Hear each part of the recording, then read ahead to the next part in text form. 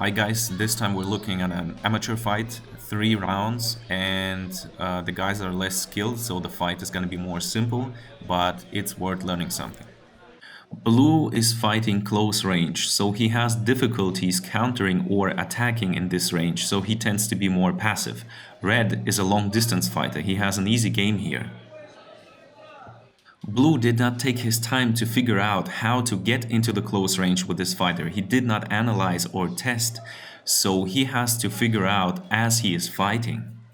If Blue gets too close, the red guy's strategy is to expose him to high volume punches, which is supposed to paralyze Blue. We can see he can't do anything here suddenly. Red has a preferred distance. We can see that he takes a step back and keeps Blue at a certain range. He never allows a close range. If it happens, he starts with high volume punches. Here again, Blue got too close, Red is getting aggressive to paralyze him, but occasionally Blue will still get through, as you can see here. Typically for amateurs, the short-range fighters, in this case Blue, do not take their time to figure out how to get into the range. They're trying it live as they start to fight. Yeah, usually the pros, they take time in the first round to figure out how to get in. This guy just experimenting as he goes. And of course, Red already has a tactic how to prevent Blue from getting in. So Blue is having a hard time. He is losing every round so far because he does not have a strategy.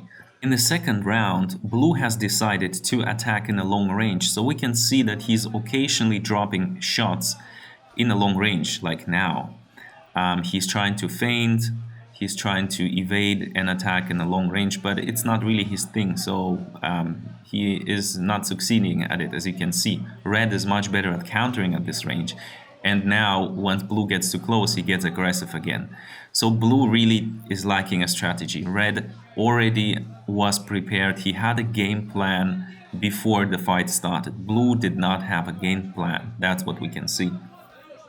From the perspective of a blue fighter, he made a big mistake. He started to box with the red fighter, which means he said yes to his game, and the red is now outboxing blue in this long range, yeah? That's like fighting with Floyd Mayweather in his favorite distance. I'm not saying the red fighter is as good as Floyd Mayweather, but if you're fighting a smart fighter who's playing the smart game, you do not try to box with him, he's gonna outbox you, and this is what's happening right now. Red is outboxing blue. Blue has said yes to the conditions, to the rules that red is dictating, yeah. And of course, you cannot outbox fighters like this because they're better than you, right? So that was a mistake to play by his rules. Blue understood his mistake, so in the third round he's getting close and he's getting more aggressive. He's going back to his old close range strategy. You can see here he's succeeding, but the red knows how to deal with that. So he is preventing Blue to succeed in the close range by doing the high volume punches here, pushing him back to the long distance. And now Blue has to engage again. He is in a long range again, and he has to get back into the close range. So Red knows how to force his game on Blue.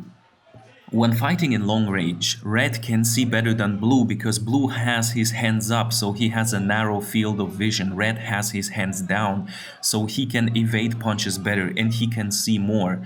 That's why when you're fighting long range, having hands up too high is not a good idea unless you're approaching your enemy or your opponent when you get closer. Like Gennady Golovkin, you can have your hands up. But if you're staying in the long range, then having hands up narrows your field of vision. You can see less and you're less flexible. It's harder for you to evade the punches. So you should not have your hands up, in my opinion.